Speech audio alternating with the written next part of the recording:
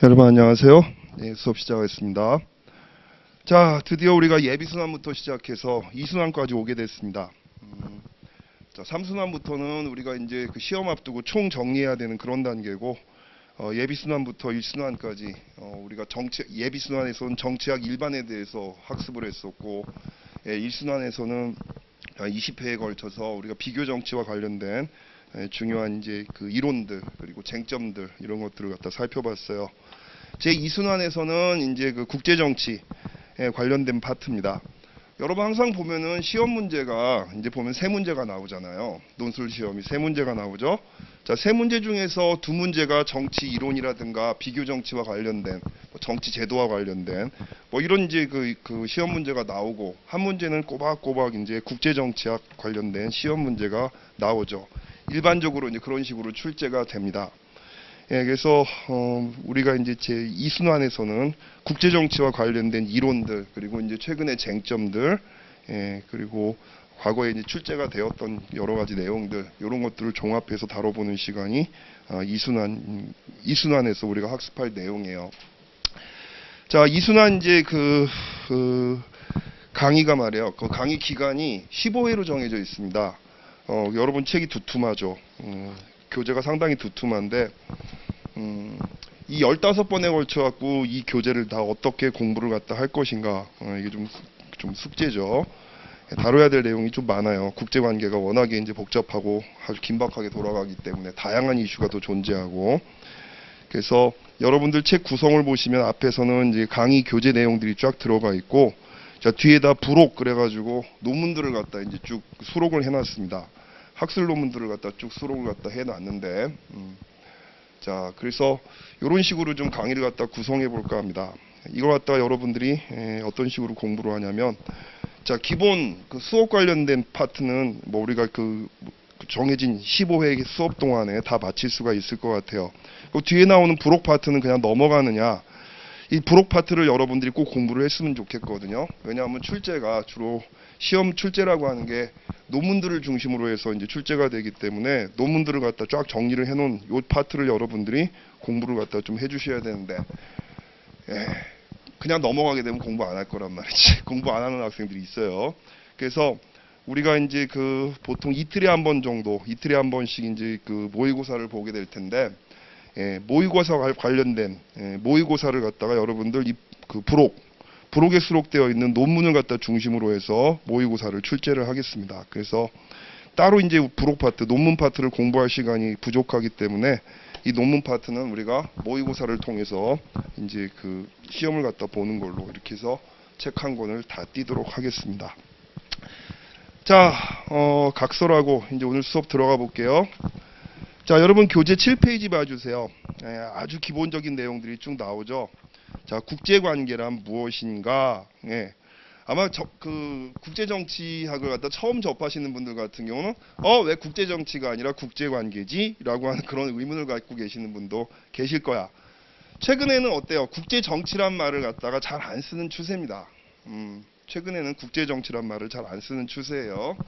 자, 이유가 있어요. 보통 우리가 자, 이제 그 여러분들이 익숙한 국제 정치학, international politics라고 하는 말을 딱 쓸 때는 말이야. 자, 앞에 international이란 말이 들어가 있죠. international을 글자 그대로 여러분 뜻풀이를 해보면 뭐예요? inter 플러스 national이죠. 예. 자, inter 뭐뭐들 간에 그 nation이 뭐야? nation이.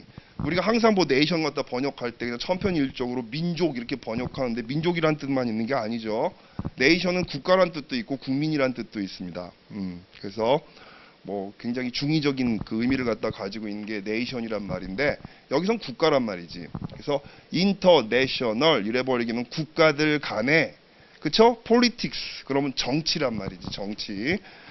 예, 주로 정치라고 하는 것은 우리가 이제 그 권력을 갖다 둘러싸고, 그쵸? 주로 그 힘, 주로 이제 그 힘을 갖다 중심으로 한 그런 상호작용을 갖다 이야기할 때 우리가 권력 관계 또는 권력 작용 이런 식으로 이야기를 합니다.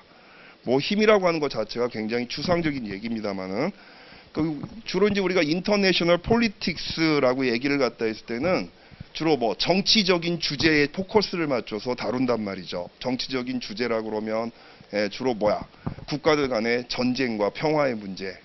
예, 주로 외교와 관련된 문제. 또 그 외교라고 하는 것도 특히 뭐 주로 안보와 관련된 외교. 여기에다 포커스를 맞췄던 게 인터내셔널 폴리틱스라고 하는 용어가 가지고 있는 의미입니다. 아시겠죠? 국가들 간에 주로 어때? 자, 전쟁의 문제, 평화의 문제, 더 나아가 가지고 또 안보 문제, 자, 이런 것들에 초점을 맞추는 게 인터내셔널 폴리틱스예요. 근데 이제 여러분 그 냉전 시기에는 인터내셔널 폴리틱스가 되게 중요했지. 국가들끼리 중무장을 하고, 그다음 또 안보 동맹을 맺어가지고 극단적으로 대치를 하는 양극 체제 시대, 냉전 시대 때는 인터내셔널 폴리틱스가 매우 중요하던 시기였습니다. 그 당시에는 사람들이 뭐야 그 큰 이제 뭐 의심 없이 인터내셔널 폴리틱스, 국제 정치란 말을 갖다가 우리가 일반적으로 사용을 했었죠. 예, 근데 냉전이 끝나면서 사실 뭐 냉전 끝나기 전에 1970년대부터 냉전이 끝나기 전이죠. 대땅트 시기라고 우리가 얘기하는데, 양극 체제가 상당히 이완이 되고, 그다음 또 뭐야 그 동서간에, 동서라고 하면은 동유럽, 그러니까 이제 사회주의권, 서 그러면은 여러분들 그 서방 자유민주주의 체제, 그다음 또 이제 자본주의 체제죠. 자, 얘네들 간의 긴장이 완화되는 시기가 70년대에 도래하기 시작합니다. 그리고 그러면 긴장이 완화가 되면서 정치적인 이슈가 상대적으로 후퇴를 해버리게 되고, 주로 뭐 국가들 간의 협력이라든가, 그다음 또 어떤 문화적 교류라든가, 특히 뭐 기술적 교류라든가, 특히 다국적 기업의 활동이라든가 이런 것들이 활발해지게 되면서, 자, 국가들 간의 그 관계에 있어가지고 의제가 안보 문제를 갖다가 뛰어넘어서 주로 어떤 무슨 뭐 경제적인 그런 이슈들, 어떤 문화적인 이슈들, 특히 또 어떤 그 인권의 문제, 자, 이런 것들이 막 이제 표출을 하게 되면서, 야, 이거 갖다 우리가 국제 정치라고 하는 그릇에 담기는 좀 어렵지 않느냐. 그래서 1970년대부터는 이제 인터내셔널 릴레이션스, 자, 국가들 간의 관계, 그쵸?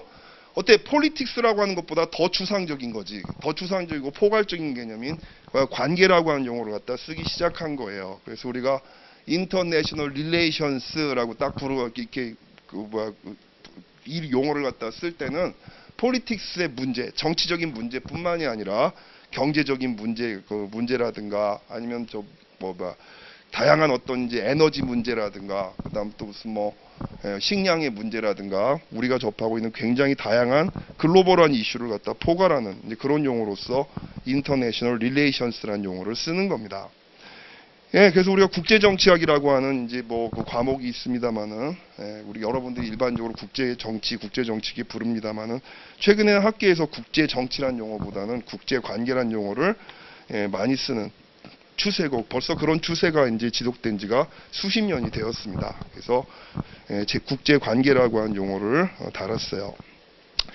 자, 국제관계란 무엇인가?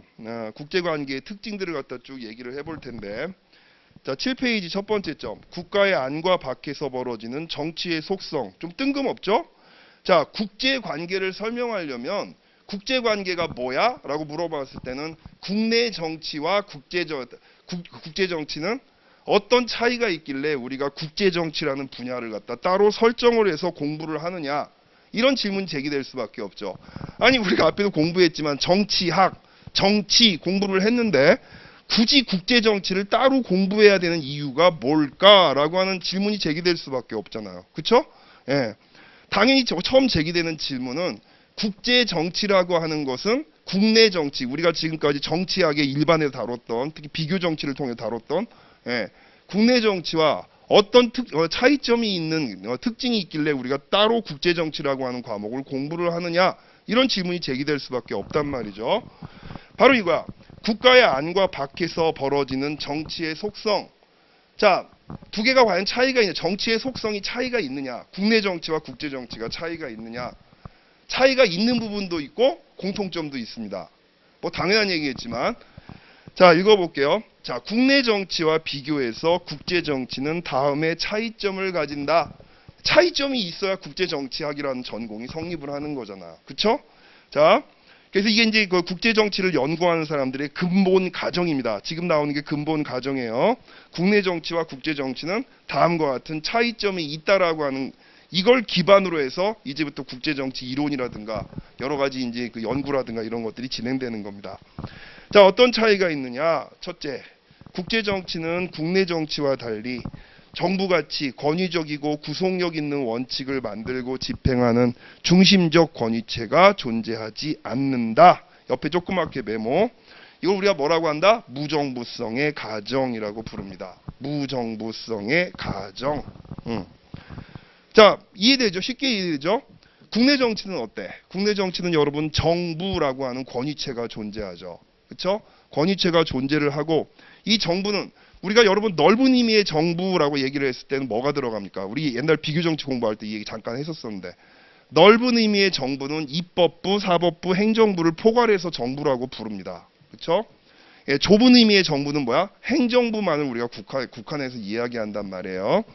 자, 정부라고 하는 것은 그래서 입법과 행정과 사법의 기능을 갖다 담당하는 하나의 중심적 권위체가 정부죠. 그렇죠? 예. 그런 중심적인 권위체가 국가와 국가들 간의 관계에는 존재하느냐? 없죠. 그렇죠? 국제연합? 예, 국제연합이 여러분들 뭐 때 미국이라든가 아니면 뭐 러시아라든가 중국 같은 강대국들에 대해서 예, 무슨 뭐 법을 갖다가 딱 적용을 갖다 해가지고 시킨 대로 안 하면 너네들 저기 감방에 보내버리겠어. 푸틴 너 전쟁 일으키고 있지. 너 전쟁하지 마. 전쟁 중지 안 하면 푸틴 너 체포해가지고 감방에 보내버린다. 할 수 있어요? 없잖아. 그렇죠? 예, 그래서 국내에서 정부가 수행하는 그런 역할을 갖다 수행할 수 있는 권위체가 국가들 간의 관계에는 존재하지 않는다. 이걸 우리가 뭐라고 한다? 무정부성의 가정이라고 부르는 겁니다. 자, 세 번째 점에 가볼게요. 국가들이 지켜야 할 법을 제정하는 입법기관도 국제사회에선 존재하지 않죠. 또 국제사회에서 법은 있어요. 국제법이라고 하는 법이 있지. 그렇죠? 국가들 간의 여러 가지 조약도 존재하죠. 다양한 제도와 법이 존재합니다만 자, 국제사회에서 법은 누가 만들어요? 국가들 스스로 만듭니다. 그렇죠? 국가들끼리 어때? 자, 뭐 협상 테이블에 앉아가지고 머리를 맞대가지고 국제법이라든가 이런 것들을 만들죠. 그리고 국가들의 중요한 건 이거야. 국가들의 자발적인 의사에 따라서 준수된다는 점. 옆에다가 두 번째 메모를 한번 해보세요. 주권의 원칙. 주권의 원칙입니다. 주권이 뭐야? 최고의 권리야. 그 누구도 침범할 수가 없는 최고의 권리. 그러니까 서버린티지. 서버린이 뭐야? 서버린이 모든 것들을 압도하는 가장 우월한 것이 서버린이잖아. 서버린티가 뭐냐고. 바로 최고의 권리라는 거죠. 예, 그 누구도 나를 갖다 구속할 수 없는 최고의 권리. 예, 입법, 행정, 사법에 대해서 그 누구도 나의 권리를 침범할 수가 없다라고 하는 원리. 이게 바로 주권의 원리잖아. 그렇죠? 예, 모든 국가는 지금 현재 어때? 주권을 갖다가 가지고 있는 이제 그 단위로 행위자로 우리가 이제 간주를 하죠. 그렇죠? 자, 그러다 보니까 자, 법을 누가 만들어? 국가가 만들고. 그렇죠? 국제법도 그렇죠? 국가들이 나서서 만들게 되고 그거를 갖다가 적용받을 건가 말까도 사실상 어때? 국가의 결정이 무엇보다 주권체인 국가의 결정이 무엇보다도 중요하게 되는 거죠. 그렇죠? 예, 그래서 국제법 역시 개별 국가들이 필요에 따라서 스스로 만든 것이며 국제법의 준수도 국가들의 의사에 따라서 좌우되는 속성이 강합니다. 국내 정치는 어때요? 우리가 헌법에 물론 이제 명시해놨지. 명목상으로 명시를 해놨지. 바로 뭐 국민이 주인이다. 국민이 주권자다. 근데 법을 만드는데 국민들이 다 참여해서 만듭니까? 그거 아니잖아. 그쵸? 국민의 대표자들이 가서 만드는 거죠. 예. 그리고 뭐야 그렇게 만들어진 그 정부가 말이지 우리한테 법을 행사한단 말이야.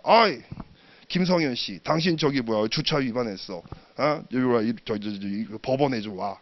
거부할 수 있어요? 거부할 수 없지. 그쵸? 근데 어때? 국제사회는 그렇지 않단 말이야. 주권이라고 하는 최고의 그 권리를 갖다 보유하고 있는 그런 국가들이 자신의 그 주권을 갖다 활용을 해서 국제법을 갖다가 자기들이 수용을 할지 말지를 갖다 결정하는 일들이 빈번하다는 겁니다. 자, 그래서 국제법의 준수도 국가들의 의사에 따라 좌우되는 속성이 강합니다. 또한 국제법을 위반하는 국가 및 행위자를 해당 국가의 의지에 상관없이 처벌할 수 있는 사법부도 부재한 게 국제정치의 현실입니다. 그렇죠? 자, 다음 점에 가셔가지고요. 국내 정치와 국제 정치에서 서로 경쟁하는 단위들은 어떤 경우에는 서로 갈등을 벌이는 그런 행위자들은 어떤 경우에는 자신들의 목적을 달성하기 위해 물리적 힘을 동원합니다. 국내 정치든 국제 정치든 우리가 정치라고 국제 관계는 어때? 국제 관계 안에는 국제 정치도 포함되죠. 그렇죠? 아까 제가 제일 먼저 얘기했던 게 그거죠. 국제 관계는 국제 정치보다 포괄적인 개념이에요. 그렇죠? 국제 관계 안에는 국제 정치적인 내용도 들어가 있단 말이지. 우리가 정치 관계에서 가장 핵심적인 게 뭐다? 권력이었지, 권력. 그렇죠? 자, 파워라고 하는 것이 가장 이제 정치에서는 기본적인 그 주제란 말이에요. 자, 권력 관계. 자, 내친김에 우리가 예비수능 때 공부했던 거 잠깐 한번 복습해 볼까요? 저 뒤에 이제 나오는 내용과도 관련인데. 자, 여러분 이제 1페이지에 7페이지에 밑에 여백 많잖아요. 그렇죠? 이 여백 사용해 가지고 여러분들 혹시라도 예비수능 때 같이 공부 안 했던 학생들 계시면은 지금 여기다 메모를 좀 해 놓으세요. 예. 자, 우리가 권력에 관련돼서 여러 가지 논의들이 존재한다. 권력이 무엇이냐? 자, 일단 권력에 대한 정의부터 우리가 얘기를 해 봅시다. 예, 이건 저 뒤쪽에 가갖고 여러분 특히 뭐 현실주의 무슨 자유주의 얘기할 때 또 권력 개념이 나와. 지금 정리를 하고 갈게요. 나왔으니까. 자, 권력이라고 하는 걸 우리가 얘기를 할 때, 자, 권력은 일단 가장 이제 대부분의 사람들이 수용하고 있는 권력 개념은 뭐예요? 권력은 타인을 자신의 의지대로 행위하도록 만드는 능력입니다. 뭐라고요? 자, 혹시 모르는 학생들은 메모를 하세요. 권력이란 뭐다? 타인을 자신의 의지에 따라서 행위하도록 만드는 능력입니다. 예? 타인을 자신의 의지에 따라서 행위하도록 만드는 능력. 내 의지에 따라서 남을 갖다가 행동하도록 만들 수 있는 능력을 얘기하는 거야. 여기서 능력이란 말이 되게 중요합니다. 능력. 예, 권력은 능력이다. 그쵸? 할 수 있는 그 능력을 갖다 얘기하는 거죠. 타인을 움직일 수 있는 그런 능력을 얘기하는 거죠. 자, 타인을 움직이는 그 힘, 권력, 타인을 내 의지에 맞게 움직이는 그 힘, 그 권력을 갖다 바라보는 두 가지 전통이 존재한다고 여러분한테 얘기했습니다. 정치학 일반뿐만이 아니라 국제 정치에서도 통용되는 권력의 개념이에요. 첫 번째는 실체론적인 전통이 있다. 두 번째는 관계론적인 전통이 있다. 자, 이 두 가지가 대표적인 이제 그 권력을 갖다 바라보는 시각이라고 얘기할 수 있는데, 권력은 뭐야? 능력이야. 잊어버리면 안 돼요. 권력은 뭐다? 능력이에요. 어떤 능력? 타인을 갖다 내 의지에 따라서 행동하도록 만드는 능력입니다. 자, 실체론자들은 주로 어떤 능력? 자, 두 가지 측면에서 두 개를 갖다 비교해 볼 수 있는데, 하나는 권력 행사의 방향. 자, 권력이 누구로부터 누구에게 작용하는가? 권력의 작용 방향. 자, 이걸 갖다 놓고 봤을 때 실제로는 주로 일방성을 갖다 강조합니다. 주로 뭐다? 능력을 가진 자, 그러니까 힘이 있는 자가 힘이 없는 자에서 일방적으로 행사하는 능력. 이걸로 생각을 하는 거란 말이야. 그쵸? 그러니까 이제 핵심은 이거야, 이거. 자, 지배를 당하는 사람, 지배를 하는 자가 지배를 당하는 사람한테 일방적으로 좌우할 수 있는 그런 능력을 갖다 강조하는 게 실체론이고, 이 말은 무슨 소리냐면 지배를 당하는 사람의 입장에서 동의라든가 어떤 이제 합의라든가 이런 것들은 별로 중요하지 않다고 보는 시각이에요. 그쵸? 지배를 당하는 사람의 견해라든가 이 사람의 어떤 이제 판단이라든가 이런 것들은 별로 중요하지 않다고 보는 거야. 실체론자들은 주로 권력을 행사하는 사람들의 의도와 수단이 무엇보다 중요하다라고 보는 겁니다. 아시겠죠? 그래서 권력 행사는 일방적이다. 센 놈이 약한 놈한테 일방적으로 행사하는 것이다. 약한 놈의 어떤 의사, 약한 놈의 어떤 견해 이런 것들은 별로 중요하지 않습니다라고 보는 이런 식의 시각. 자, 대표적인 사람이 누구라고 했어? 우리 예비수능 공부할 때 막스 베버 많이 인용했죠. 예, 막스 베버가 뭐라고 얘기했어요? 권력은 지금 우리가 얘기한 거랑 똑같은 얘기한단 말이에요. 근데 말 하나를 더 집어넣었어요. 뭐라고 얘기했어요? 예, 자신의 의지를 타인에게 관철시키는 능력인데 예, 거기에 막스 베버는 한마디를 더 집어넣었어. 바로 뭐다? 타인의 반대에도 불구하고.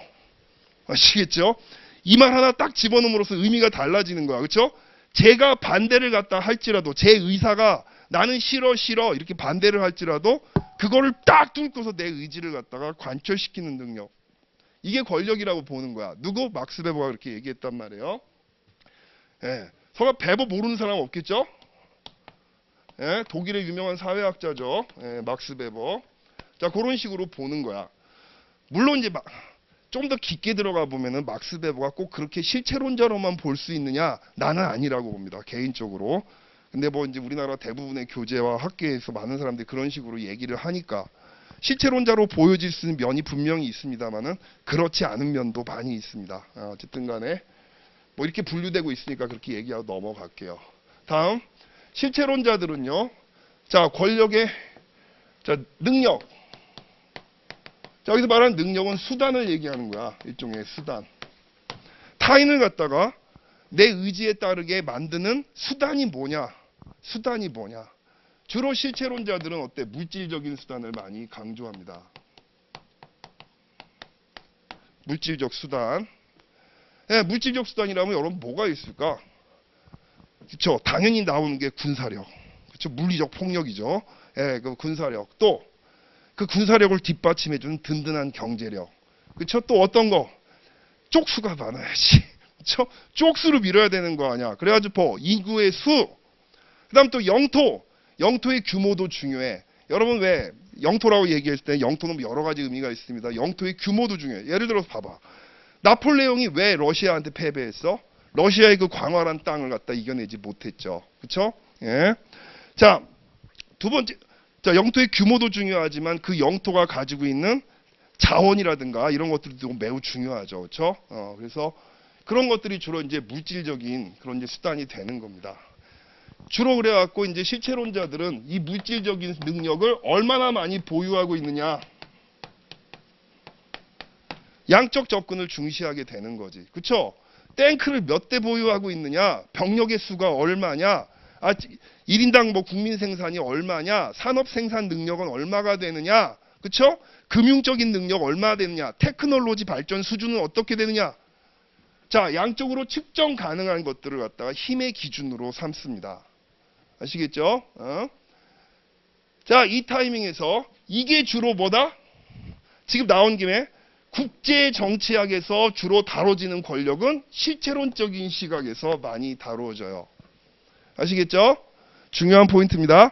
이제부터 우리가 국제정치를 갖다 공부하는데 이제부터 국제정치에 수도 없이 권력, 무슨 뭐 권력의 분포, 무슨 권력의 배분, 세력 균형, 권력 균형이죠. 한마디로. 그렇죠? 내적 균형, 외적 균형, 뭐 별의별 소리 다 나올 텐데 그때 말하고 있는 권력을 갖다 이야기하는 대부분의 시각은 뭐다? 국제정치학에서 실체론적인 시각이 오랫동안 지배를 해왔다라고 하는 거. 요 세 가지 중요합니다. 자, 거기에 비해 가지고 관계론이라고 하는 그런 이제 그 전통이 있어요. 권력을 바라보는 관계론. 최근 들어서 시각이 이제 이쪽으로 많이 올라가고 있어. 사회과학에서 다루는 권력 개념이 관계론 쪽으로 많이 올라가고 있는데, 자, 얘들은 첫 번째 권력 행사의 방향을 쌍방향으로 봐. 자, 인터랙티브하게 권력은 작용하는 것이다. 권력은 인터랙티브하게 작용한다. 무슨 소리? 자, 능히 이해가 가능하죠. 앞에 얘기했으니까. 피지배자의 의견, 피지배자의 동의와 합의가 매우 중요하다라고 보는 거예요. 아시겠죠? 권력은 일방적으로 행사되는 것이 아니라 피지배자의 동의와 합의가 매우 중요하다. 피지배자의 동의와 합의의 기초에서 행사되는 내 의지를 관철할 수 있는 능력. 이거를 갖다 우리가 권력이라고 봐야 된다. 자, 우리 예비순환 할 때 여러분 기억나는지 모르겠어요. 한나 아렌트. 위르겐 하버마스. 뭐 굉장히 많은 전통인데 그 다음 또 안토니오 그람시. 자, 이런 사람들의 전통이 주로 이제 관계론을 갖다 대표하는 그런 입장이에요. 자, 아렌트는 뭐라고 얘기를 하느냐? 권력과 폭력을 구분하자. 아렌트가 뭐라 그랬다고? 권력과 폭력을 구분합시다. 물론 하버마스하고 아렌트는 뭐 같이 묶어서 우리가 얘기해도 되겠습니다만은. 자, 무슨 소리야? 이게 권력과 폭력을 어떻게 구분해? 권력은 지금 얘기한 대로 피지배자의 합의와 동의의 기초에서 행사되는 그런 이제 힘을, 능력을 얘기하는 겁니다. 그러니까 뭐야? 무엇보다 정당성이 매우 중요하죠. 그렇죠? 피지배자의 동의와 합의에 기초한 지배는 어때요? 나름 정당성을 인정받은 그런 지배라고 얘기할 수 있어. 권력은 정당성을 인정받아야 권력이 될 수 있다는 거예요. 그럼 바이올런스, 폭력은 뭐야? 폭력은 이게 없는 거야, 이게. 어떤 피지배자의 동의와 승인 같은 거, 정당성 같은 것들이 상당히 결여되어 있는 능력을 갖다 얘기하는 거죠. 이게 폭력이야. 아시겠죠? 실체론자들이 얘기하는 이런 권력 개념, 이거는 권력이라고 부를 수가 없고 이건 폭력이라고 봐야 된다. 누가? 아렌트의 주장. 한나 아렌트와 하버마스와 이런 사람들의 이제 주장이 바로 이거였단 말이야. 자, 안토니오 그람시 누구야? 이탈리아의 유명한 이제 그 공산당 이론가였죠. 그렇죠? 특히 헤게모니라고 하는 개념을 갖다가 발명해낸 그런 사람이란 말이죠. 헤게모니. 물론 국제정치학에서 헤게모니라는 용어를 쓸 때는 꼭 그람시의 용어 의미로만 쓰는 게 아닙니다만은 안토니오 그람시가 헤게모니라고 권력을 헤게모니로 표현을 했는데 헤게모니가 뭐야? 헤게모니가 피지배 글자 그대로 피지배자의 동의와 합의에 일정하게 기반하고 있는 그런 이제 그 지배를 갖다 우리가 헤게모니라고 한다라고 이제 보는 게 안토니오 그람시였단 말이에요. 그렇죠? 그래서 주로 피지배자의 동의와 합의를 강조하는 그런 전통이다. 관계로는. 예, 능력에 있어서는 주로 어때?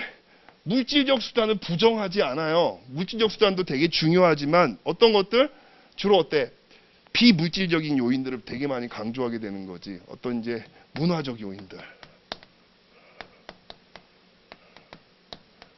자, 이런 것들을 많이 강조하게 됩니다. 아니, 쉽게 생각해 보면 돼. 상식적으로 생각해 보면 돼. 억지로 외울 필요 없이. 왜 이렇게 논리가 가게 될까? 자, 피지배자의 동의와 합의를 갖다 얻는 데 있어서 자, 너 내 말 들어라. 딱 얘기를 했는데 싫어 하는데 그냥 무찔러 버린단 말이야. 강압적으로 눌러버린단 말이지. 눌러버리게 되면 상대가 어떻겠어? 나한테 복종하고 나의 지배를 승인하려는 마음이 생길까? 당연히 겉으로는 마지못해서 알았어 항복 네가 시키는 대로 할게. 뒤에서는 복수의 칼을 갈겠지. 그쵸? 기회만 대봐라 이 자식아. 기회만 되면 내가 너 그냥 결단을 내버릴게 막 이럴 거 아니야. 그쵸? 예? 그러니까 주로 얘들은 뭐야? 물질적인 그런 이제 물질적인 지배는 이 물질적인 어떤 이제 강압적인 능력과 아니면 회유를 할 수 있는 능력. 계속해서 내 말 잘 들으면 내가 저기 돈 줄게. 내 말 잘 들으면 내가 어떤 이익을 챙겨줄게. 그런 식으로 꼬시는 이런 식의 이제 그 관계 같은 경우는 물질적 자원이 고갈되면 권력이 유지될 수가 없죠. 그렇죠? 예? 자, 근데 이제 계속해갖고 그 피지배자들한테 정당성을 인정받고 그 정당성에 기반을 해서 나의 의지를 관철시키기 위해서는 주로 어때?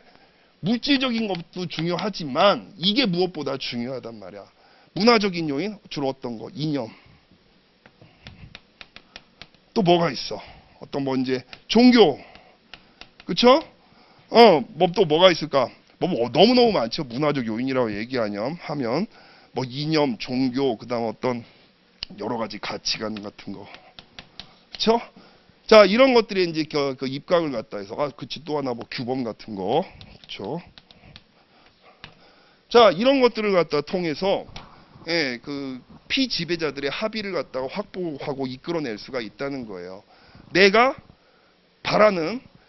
원하는 질서를 지배를 당하는 사람이 그 질서를 정당하다고 인정하면서 자기들도 그걸 스스로 따라오게 했을 때, 그럴 때 어때? 나의 그 권력의 행사는 정당성에 기초한 그런 행사가 되는 것이고, 그렇죠? 이런 식의 이제 그 지배는 오랫동안 지속될 수가 있는 거란 말이지. 그래서 권력을 이런 시각으로 바라보는 그런 전통이 있다는 거야. 오랫동안 국제정치학은 요 논리에 입각해가지고 국제정치를 연구해 왔었어요. 그래서 권력이라고 얘기를 하면 나중에 우리가 얘기하게 될 국제정치학의 가장 중요한 이론.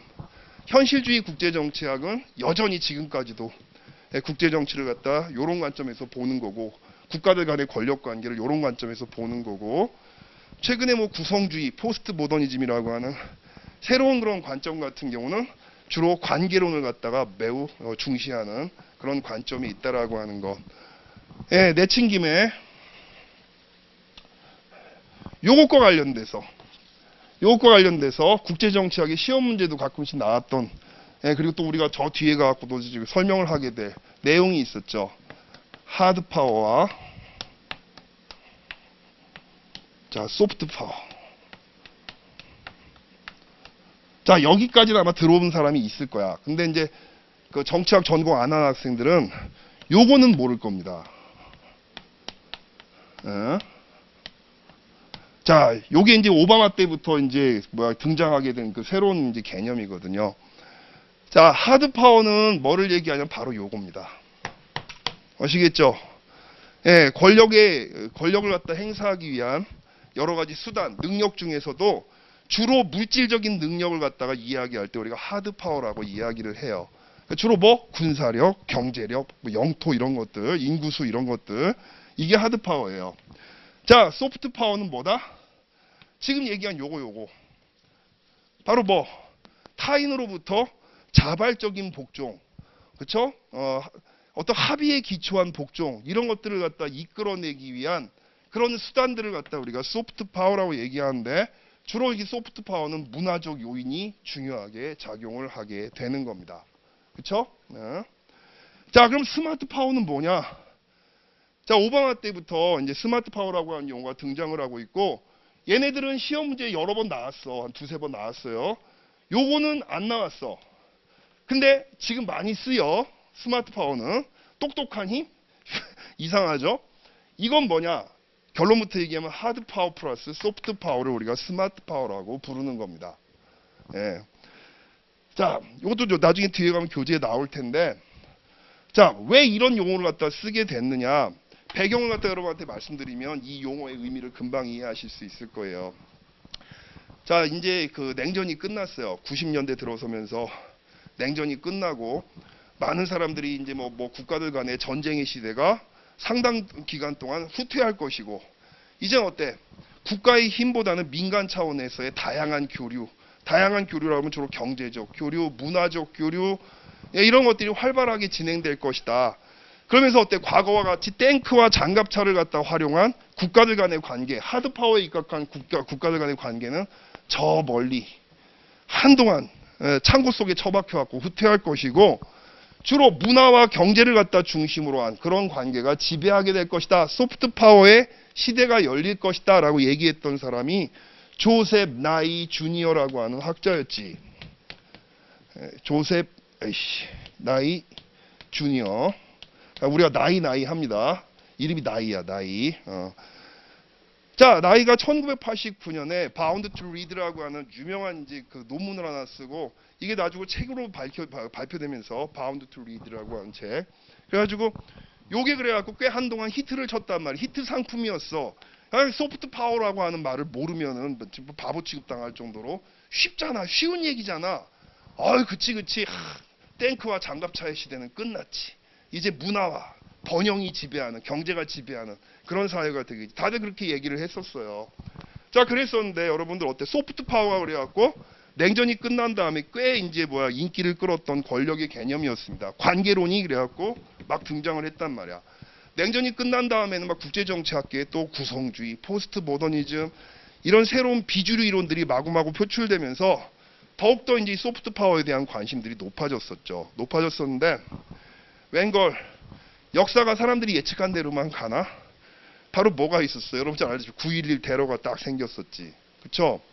예, 테러리스트들이 마치 비행기를 갖다 크루즈 미사일처럼 조종을 해가지고 월드 트레이드 센터를 갖다가 박살을 내버렸잖아.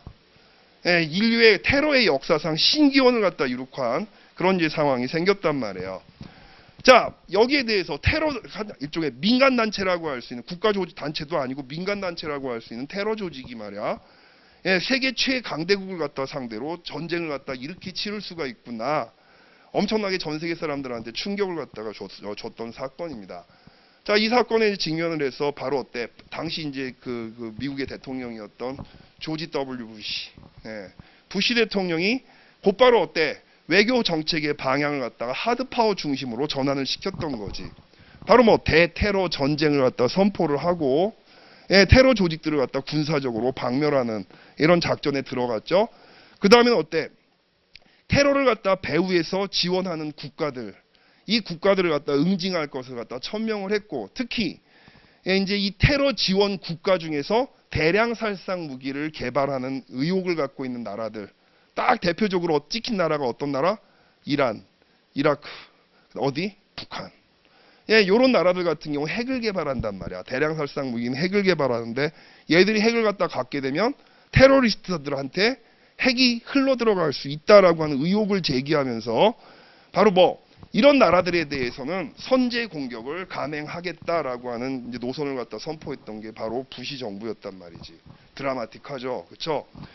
그래가지고 여러분 알다시피 이제 이라크 침공을 했잖아요. 미국이 이라크를 갖다 공격을 했잖아. 공격을 갖다 하게 되면서 이제 그 전 세계의 비난을 많이 받았어요. 내가 그 당시 이제 그 프랑스에서 유학하고 있을 때인데 지금도 기억이 생생해. 럼스펠드 미국 국방부 장관이 유럽연합에 이제 와가지고 말이야. 아, 저 이라크 공습에 그 동맹국인 그 유럽 국가들도 좀 지원을 해달라. 럼스펠드 완전히 바보 됐다고 그때 그 당시. 왜?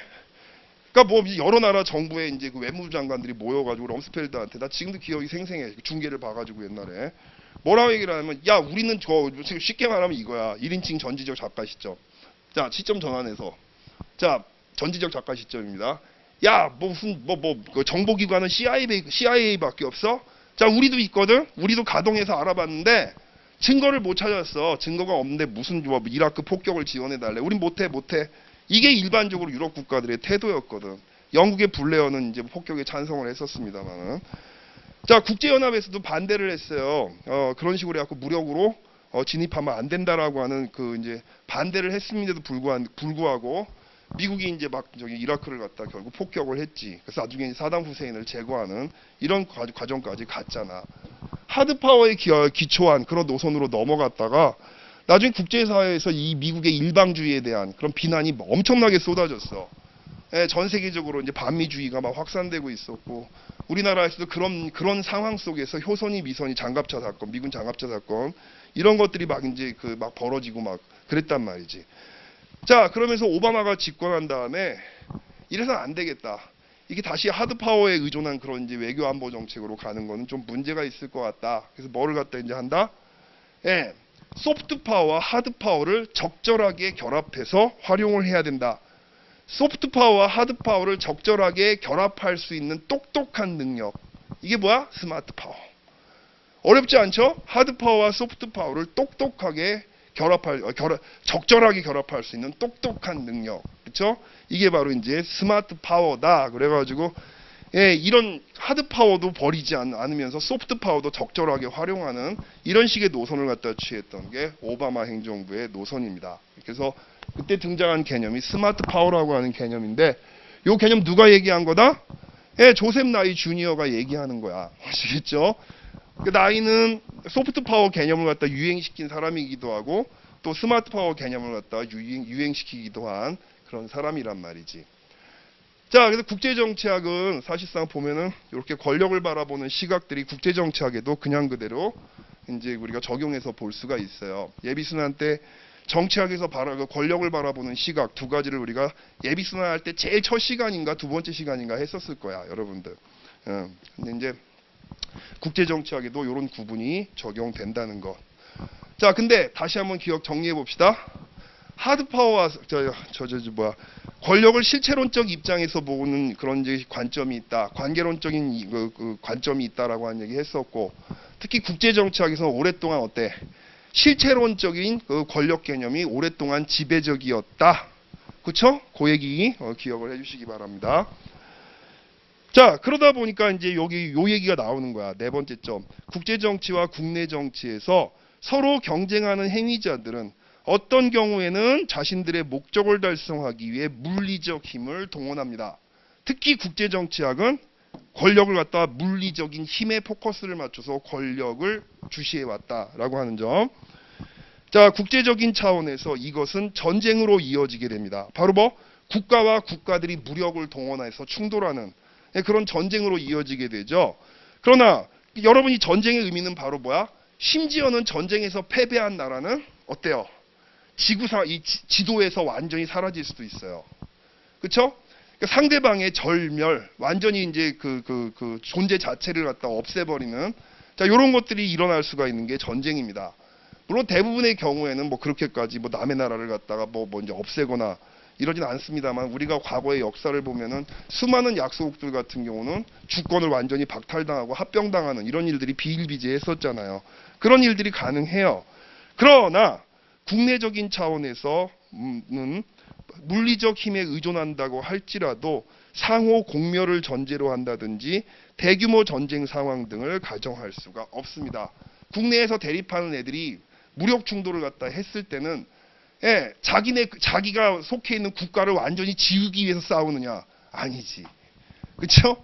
그 국가를 갖다 운영하는 권력, 자격, 그렇죠?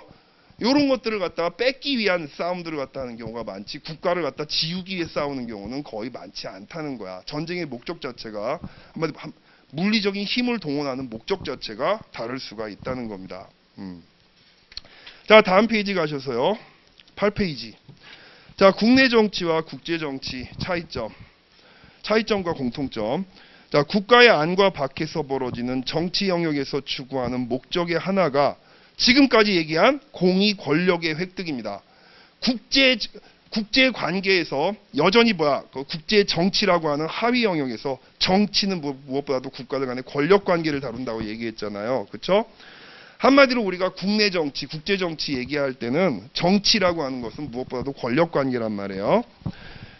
자, 그래서 다시 한번 국가의 안과 밖에서 벌어지는 정치 영역에서 추구하는 목적의 하나는 또 가장 중요한 목적은 공의 권력의 획득과 유지와 강화와 연관된 활동입니다. 그렇죠? 정치적인 목적을 위한 수단으로서 물리적 수단이 동원될 수가 있습니다. 국제정치 영역에서 물리적 힘의 사용은 지금 얘기한 바와 같이 전쟁으로 귀결되지만 국내 정치 차원에서는 무력에 의한 쿠데타, 혁명, 내전 이런 것들이 발생하는데 핵심은 뭐다? 쿠데타, 혁명, 내전은 국가를 지우기 위한 목적은 아니란 말이죠. 그렇죠? 쿠데타 세력이 국가를 합병할 거야. 어떻게 합병할 거야? 그렇죠? 자, 그렇단 말이지. 다음 점에 가서 정치 주체로서 국가의 역할. 국제 정치든 국내 정치든 공통점이 있는데 국가는 적극적, 항구적, 직접적인 주체이고 개인과 다른 정치적 결사체나 집단 등은 부분적, 일시적, 간접적 주체라고 할 수가 있습니다. 더 쉽게 말하면 한마디로 얘기하면 뭐다? 국가를 핵심 행위자로 간주한다는 점입니다. 그렇죠? 적어도 정치 연구에서 그러니까 사회 연구가 아니라 정치 연구에서 가장 중요한 연구 주제는 뭐다? 정치라고 하는 것에 있어서 가장 중요한 행위자는 뭐다? 국가란 말이야, 국가. 그렇죠? 당연히 무슨 사회를 구성하는 어떤 기업도 중요하고 이익단체도 중요하고 뭐 시민단체, 미디어 다 중요하죠. 하지만 어때? 적어도 정치라고 하는 주제에 있어서는 무엇보다도 국가보다 더 항구적이고 더 강력한 이런 행위자를 갖다 우리가 상정할 수가 없는 거죠. 그렇죠? 자, 국내 정치든 국제 정치든 핵심 행위자는 국가라고 하는 점, 이 점이 중요한 공통점이라는 점입니다. 자, 데이비드 이스트는 지금 두 번째 점에 대한 일종의 이제 그 부연 설명이에요. 데이비드 이스튼 이 사람은 우리 그 예비순환할 때 정치란 무엇인가 정치 개념 얘기할 때 나왔던 사람이잖아. 거의 대한민국의 모든 정치 교과서에 정치란 무엇인가 이때마다 뿅 하고 나오는 사람이 누구? 데이비드 이스튼이지. 그렇죠? 이 사람의 근데 정치에 대한 정의가 그렇게 아름다운 정의가 아니에요. 상당히 비판을 갖다 많이 할 수 있는 개념인데 어쩌겠어. 대한민국의 모든 이제 그 매뉴얼들이 말이야. 그 데이비드 이스튼의 정치를 갖다 이야기하니까 이스튼이 정치를 뭐라고 얘기했어요? 이스튼.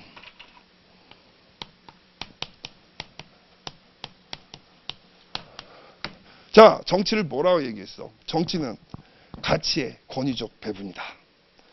가장 간단하게 얘기하면 이거지. 정치는 뭐야?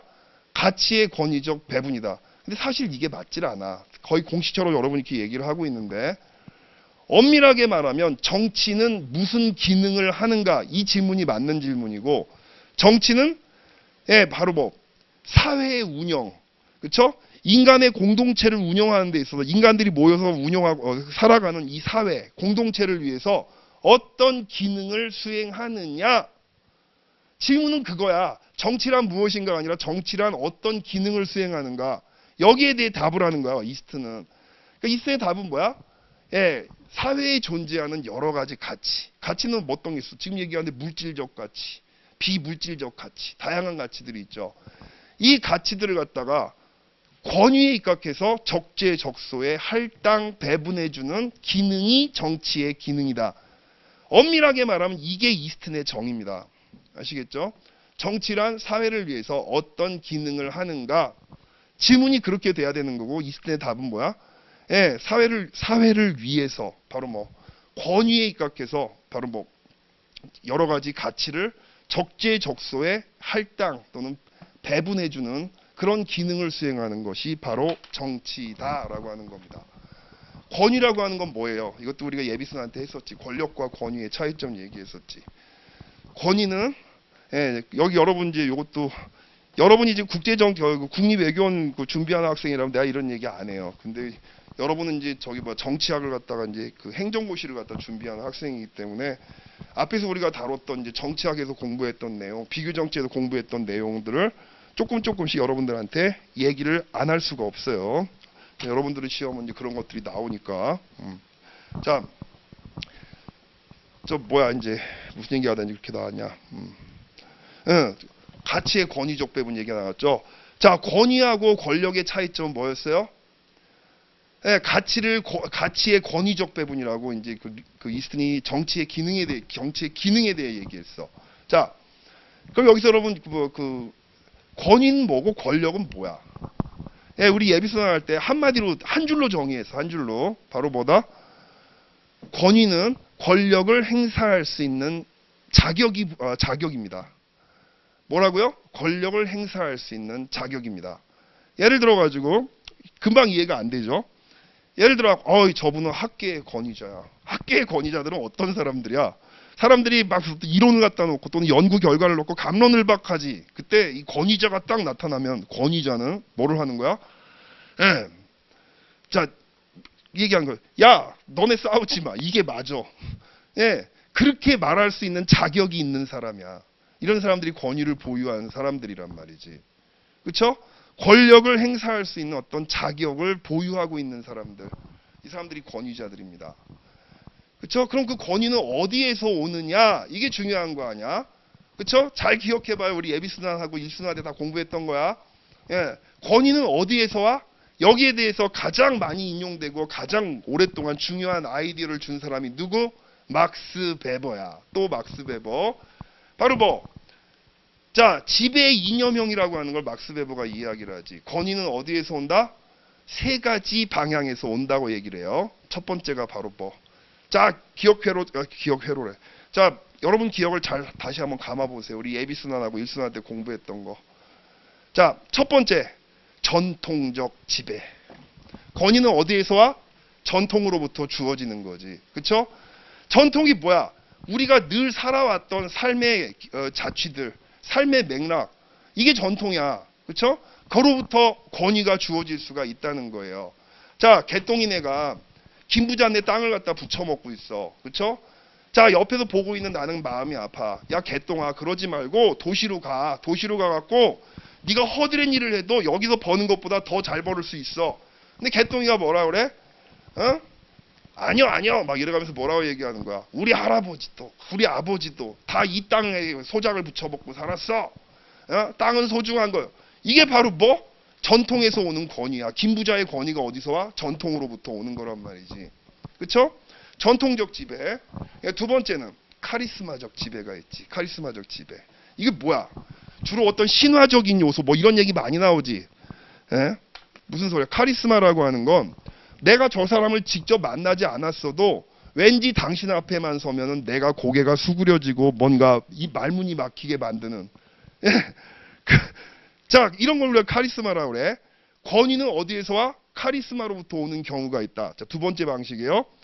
바로 뭐 어떤 사람을 둘러싼 신화, 무용담, 그렇죠? 그 사람이 가지고 있는 어떤 이제 말투, 생김새, 행동, 그렇죠? 자, 이런 것들이 카리스마의 요소야, 그렇죠? 자, 그런 것들에 의해 가지고 우리가 그 복종을 갖다 하게 되는 권위, 권력을 나한테 행사할 자격을 인정해주는 이런 상황이 있을 수 있다고 얘기했죠. 세 번째 상황은 여러분 뭐라고 얘기했어? 권위는 어디서 온다? 바로 합법적 권위시, 합법적 지배. 막스 베버가 얘기한 거. 이건 바로 뭐다? 예, 계약 관계야. 쉽게 얘기하면은, 자, 내가 너한테 복종을 했을 경우에 나는 어떤 권리와 의무를 갖게 되는가? 그렇죠? 명확하게 어떤 그 법적인 절차가 마련이 되어 있고, 예, 그 법적 절차, 계약서라든가 아니면 어떤 법이라든가 이런 것들이 다 제정이 되어 있고, 거기에 이제 입각을 갖다 해서 내가 얻을 수 있는 이익과, 또 내가 짊어져야 될 의무 같은 것들을 계산을 해서, 계산이란 말이 중요해. 계산을 해가지고서 그 충성을 갖다 바치는 이런 경우가 생길 수가 있단 말이지. 그런 상황에서 법이 이제 권위가 확보될 수가 있다는 거예요. 그렇죠? 자, 법이 나한테 권위를 갖다가 부여해 줄 수가 있다는 얘기지. 지배자에 대해서. 그렇죠? 예? 자, 그 계산이란 말이 되게 중요하다고 얘기했는데, 특히 근대 시대, 르네상스 이후의 시대를 갖다 우리가 근대라고 얘기하죠. 어떤 사람은 지금이 근대를 넘어섰다고 얘기하는데, 개인적으로 하나 동의 안 합니다. 나는 거기에 대해서. 예, 어쨌든 간에 근대는 르네상스 이후부터 이어지고 있는 시기를 이야기를 하고 있는데, 자, 이 근대라고 하는 것의 중요한 특징 중에 하나가 바로 도구적 이성이야. 인간이 과거엔 윤리적 이성에 충실했거든. 이성이 뭐였어? 이성은 두 가지 측면이 있다고 그랬죠. 이것도 우리 앞에서 얘기했던 거예요. 첫 번째, 이성은 능력입니다. 이성도. 어떤 능력? 옳고 그름을 판단할 수 있는 능력. 이게 첫 번째 그 능력이에요. 이걸 우리가 윤리적 이성, 비판 이성, 성찰 이성 등등 여러 가지로 부르는 거고, 그렇죠? 두 번째는 이익을 계산할 줄 아는 능력입니다. 예, 내 눈앞에 펼쳐진 여러 가지 옵션 중에 뭐가 나한테 이득이 될지, 뭐가 나한테 불이익이 될지를 갖다 판단할 줄 아는 능력. 이걸 우리가 뭐라고 한다? 도구적 이성이라고 이제 우리가 부르는 거예요. 근대 이후부터 인간에 대한 관점이 윤리적 이성으로부터 도구적 이성으로 넘어가게 됩니다. 모든 사회를 갖다 바라보는 시각이 도구적 이성을 중심으로 전개가 되기 시작했단 말이죠. 그렇죠? 막스 베버도 그걸 꿰뚫어 보는 거야. 바로 뭐다? 지금 얘기했던 합법적 지배. 권위가 합법적으로 오는 것은 사람들이 이제 합리적으로 판단하는 거지. 자, 내가 이 사람한테 충성을 바쳤을 때 얼마만큼의 이득이 오는지, 얼마만큼의 불이익이 오는지, 예, 그거를 계산하는 거지. 그렇죠? 그 계산을 가능하게 해주는 여러 가지 법적 장치들, 확실한 근거 같은 것들이 존재를 하고 그 근거에 입각해가지고 계산을 갖다 통해서 충성을 바치는, 예, 이런 걸 갖다 우리가 뭐라고 얘기해서 합법적 지배라고 얘기를 했죠. 자, 권위는 뭐다? 다 정리해 봅시다. 권위는 뭐다? 권위는 바로 권력을 행사할 수 있는 자격이야. 이 자격은 어디에서 오는 거야? 막스 베버에 의하면 세 가지로부터 온다. 첫 번째 전통으로부터 온다. 카리스마로부터 온다. 세 번째가 뭐였어요, 여러분들? 합법적 지배, 그렇죠? 법과 제도로부터 오게 된다라고 보는 거란 말이죠. 예.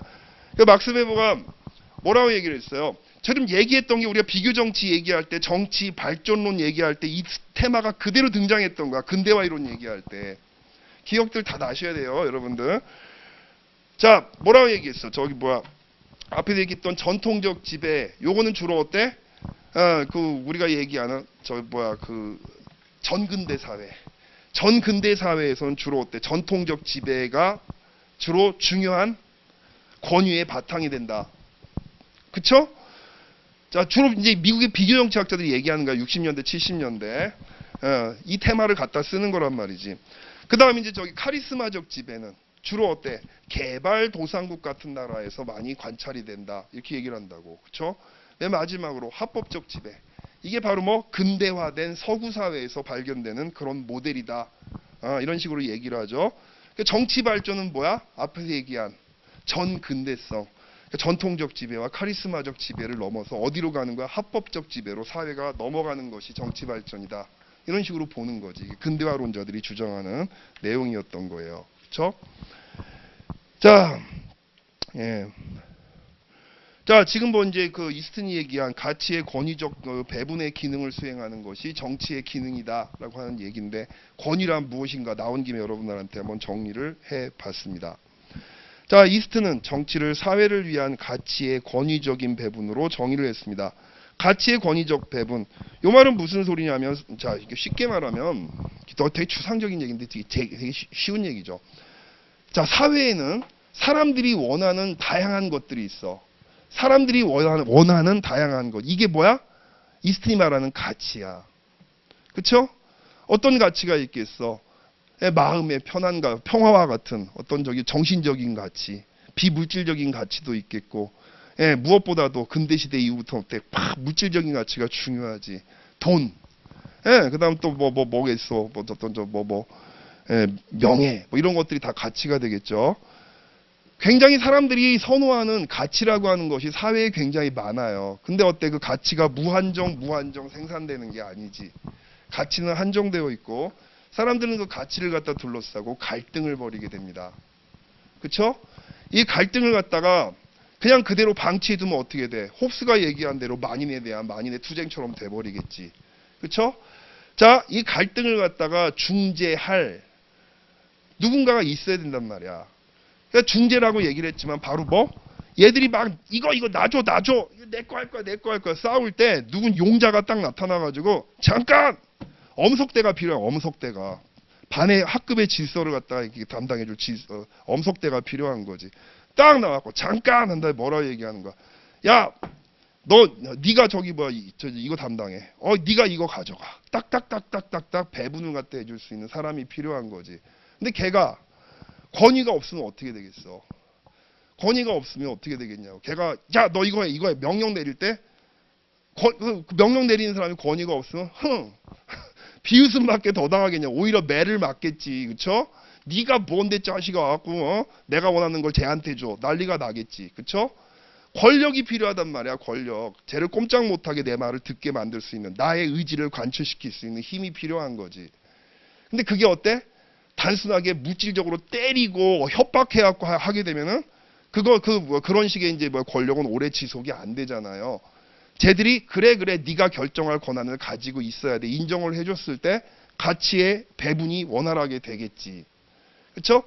그런 과정들이 바로 그 일련의 과정들을 갖다 다루는 게 바로 그런 과정이 바로 정치라고 하는 겁니다. 정치의 기능이 바로 그거예요.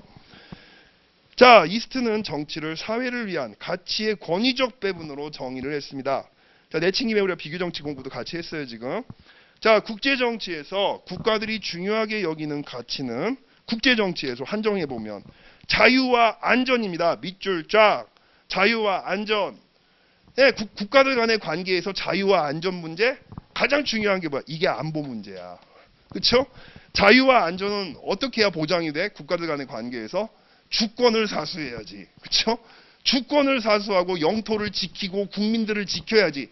국민, 영토, 주권. 이 세 가지로 이루어진 통치 단위를 뭐라고 한다? 그게 국가죠. 그렇죠? 국가를 사수해야만 바로 자유와 안전이 보장될 거 아닙니까?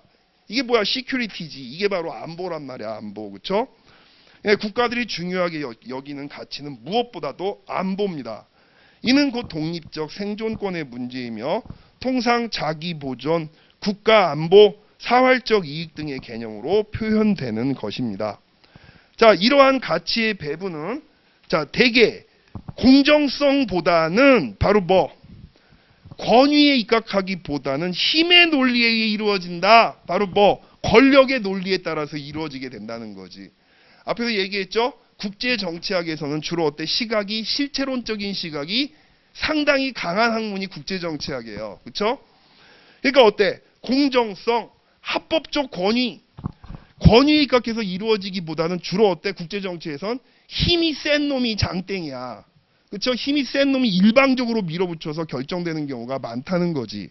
이게 국내 정치와 국제 정치의 중요한 차이라는 거죠.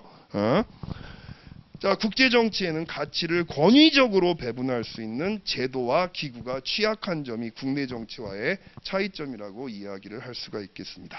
그렇죠? 자, 10분 쉬었다가 이어서 할게요.